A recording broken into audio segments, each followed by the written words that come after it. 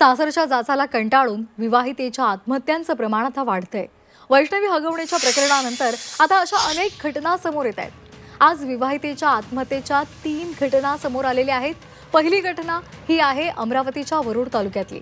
लग्नात हुंडा कमी दिल्यामुळे सासरी विवाहितेचा छळ झाला आणि त्यातूनच या विवाहितेनं आपलं आयुष्य संपवलं। सासरच्या जाचाला कंटाळून विवाहितेनं आत्महत्या केली। या प्रकरणामध्ये तिचा पती आणि सासऱ्याविरोधात गुन्हा दाखल झालाय। तर दुसरी बातमी आहे पनवेलमधून। पनवेलमध्ये पेठालीमध्ये एका विवाहितेनं एप्रिलमध्ये आत्महत्या केली। सासरच्या त्रासाला कंटाळून सोनम केणी हिनं आयुष्य संपवलं। घराच्या कामासाठी माहेरहून 20 लाख रुपये घेऊन ये, तसंच वंशाला दिवा हवा म्हणून तिचा सासरी सारखा छळ सुरू होता आणि त्यातूनच तिने सुसाईड नोट लिहत गळफास लावून जीवन संपवलं। महिना उलटला तरी अद्याप कुणालाही अटक झालेली नाहीये। तिसरी घटना आहे नाशिकमधून।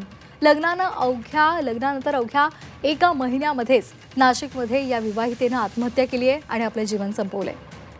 सासूच्या त्रासाला कंटाळून विवाहितेनं आत्महत्या केली आहे। घरातील काम नीट करत नाही, जास्त बोलत नाही, यासारखं त्याचबरोबर मोबाईल सारखं पाहते असं म्हणत सासूनं तिचा छळ सुरू केला होता।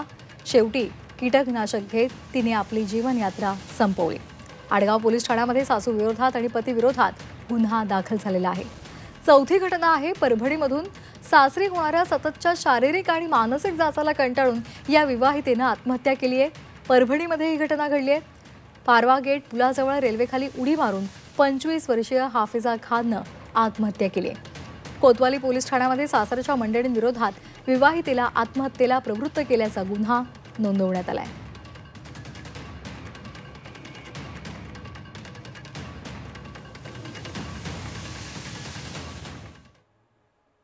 विवाहितांच्या या आत्महत्येच्या बातम्यांनंतर मन हेलावून जातं। मात्र असं टोकाचं पाऊल उचलण्यापेक्षा हुंड्याच्या प्रथेला, सासरी जाचाच्या वृत्तीला ठेचण्याची ताकद ही प्रत्येक स्त्रीमध्ये असली पाहिजे। नवविवाहितांनी हीच ताकद आजमावण्याची गरज आहे असंच आता वाटतंय।